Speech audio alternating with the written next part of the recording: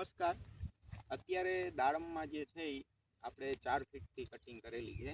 તો તમે જોઈ શકો છો કે આપણે જે પ્લોટમાં આવ્યા છીએ સંપૂર્ણ જે આખો પ્લોટ છે એ 4 ફીટથી કટિંગ થઈ ગયેલો છે. તો 4 ફીટ જે કટિંગ કરે છે દાડમમાં, તો તેમાં અગત્યના કયા મુદ્દાઓ ધ્યાનમાં રાખવા જોઈએ. તો જેમ કે આ તમે કટિંગ થઈ ગયેલી જોવો છો, તો એમાં આપણે જે છે એ સ્ટેમ છે એ 3 થી 4 જ રાખવાના છે. તમે જોઈ શકો છો આ જે 3 થી 4 આપણે 4 સ્ટેમ રાખેલા છે. અને આપણું જાળી જે છે એની કટિંગ જે છે એ વી શેપમાં કરવાની છે. એટલે કે તમે જોઈ શકો છો કે આ ઝાડ છે એનું આપણે વી શેપમાં કટિંગ કરેલું છે. અને આમાં કટિંગ કરતી વખતે શું ધ્યાન રાખવાનું છે, તો કટિંગ જ્યારે આપણે કરવામાં આવે ત્યારે જે છે આમાંથી રોપવાળી ડાળી છે, સૂકી ડાળી છે, એકદમ એકબીજાને અંદરથી ટકરાતી હોય ડાળી, તો એ છે આ બધી ડાળીઓ કટ કરી નાખવાની છે. અને એકદમ જમીનની બાજુ જે છે એ નીચે ઝૂકી જતી હોય ડાળી, તો એને પણ કટ કરવાની છે. આ જે છે આપણે કટિંગ કરવાથી ઘણા બધા ફાયદાઓ થાય છે. આ ફાયદાઓમાં એક તો મુખ્યત્વે જે છે જમીનજન્ય જીવાતો છે, રોગ છે, તો આમાં આપણે ખૂબ મહત્ત્વની ફાયદાઓ થતા હોય છે.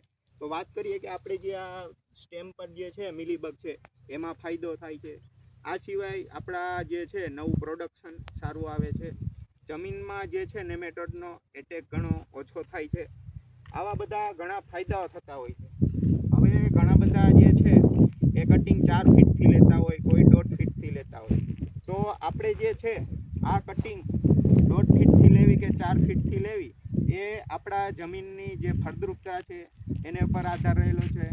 આપણા જમીનની જે છે તાકાત છે એની ઉપર અસર કરે છે કે ભાઈ જાડી છે, આપણી જમીનની જાડી કેટલા સમયમાં ગ્રોથ કરી જશે એની ઉપર પણ અસર કરે છે. તો આવા બધા જે છે એ મુદ્દાઓ ધ્યાનમાં રાખીને જે છે આપણે કટિંગ કરવાની રહેતી હોય છે. અને કટિંગ સમયે બીજા જે છે આગળ જે છે એ તમારે ખાતરનું યોગ્ય વ્યવસ્થાપન, રોગજીવાતનું વ્યવસ્થાપન પણ કરવું જોઈએ, જેનાથી જે છે આપણી જાળી વ્યવસ્થિત ને સારી ડેવલપ થાય. તો જે કોઈ ખેડૂત મિત્ર છે જે કોઈ 4 ફીટથી કે 1.5 ફીટથી કઈક રીતની કટિંગ લેવી, એ ખેડૂતને પોતાની જમીન ઉપર આધાર રાખે છે. એવું નહીં કે ભાઈ બીજા કોઈ 4 ફીટથી કરાવી તો પણ હું 4 ફીટથી કરાવું, બીજાએ 1.5 ફીટથી કરાવેલી તો હું પણ 1.5 ફીટ કરાવું.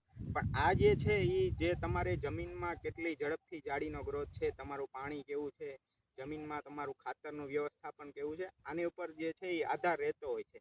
પરંતુ જે છે 4 ફીટની જે કટિંગ છે એ મેજોરિટી જે વાત કરીએ આપણે, તો એપ્રિલ મહિનામાં અથવા તો મેના શરૂઆતના ભાગમાં જ લેવાની છે. એ પછીના ભાગમાં જો છે તમે લઈ શકતા નથી, કારણ કે જે છે એની શૂટને એ ડેવલપ વ્યવસ્થિત થતી નથી, એટલે કે પાકતી નથી. અને 1.5 ફીટની કટિંગ છે એ તો તમારે જે છે એ ખૂબ જ વહેલા લેવી પડે, જેમ કે જાન્યુઆરીની શરૂઆત અથવા ફેબ્રુઆરીની શરૂઆતમાં જે છે એ કટિંગ લેવાની હોય છે. આ સિવાય જો તમે વહેલા કે મોડા કટિંગ લેશો તો તમારી બીજી આવનારી સિઝનમાં જે છે એ તમને ખૂબ જ નુકસાન થાય છે.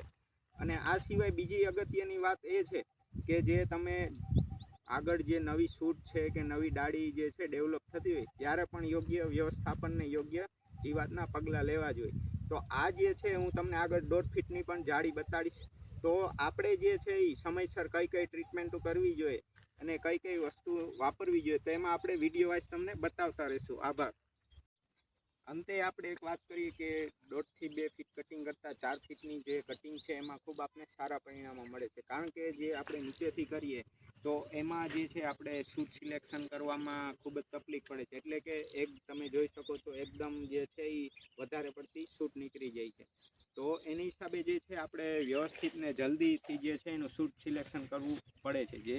કારણ કે આપણે જે છે એ નવી ડાળી ડેવલપ કરી એમાં માલ લેવાનો છે ને એને સાપેક્ષે આપણે 4 ફીટથી કટિંગ લઈએ તો એમાં જે છે શૂટ સિલેક્શન આપણે જે છે એ ઝડપથી અને સારી રીતે કરી શકીએ છીએ. કારણ કે એમાં શું છે કે આપણથી જે નીચેથી જ સ્ટેમ નીકળ્યો હોય એમાં 2 સાઈડની ડાળી છે, બહાર પડતી ડાળી નીકળેલી હોય, તો એમાં શૂટ સિલેક્શન કરવું આપણે સરળતાથી થઈ જાય છે. આમાં જે છે આપણે એકદમ નીચેથી લીધી હોય તો એમાં શૂટ સિલેક્શન કરવામાં આપણે થોડી તકલીફ પડે છે. કારણ કે આપણે બધી જગ્યાએ મોટો પ્લોટ હોય તો બધી જગ્યાએ તો પહોંચી શકવાના નથી. તેને માટે આપણે જે છે એ 4 ફીટથી જો કટિંગ લઈએ તો એ વધુ સરળતા રહે છે. આભાર.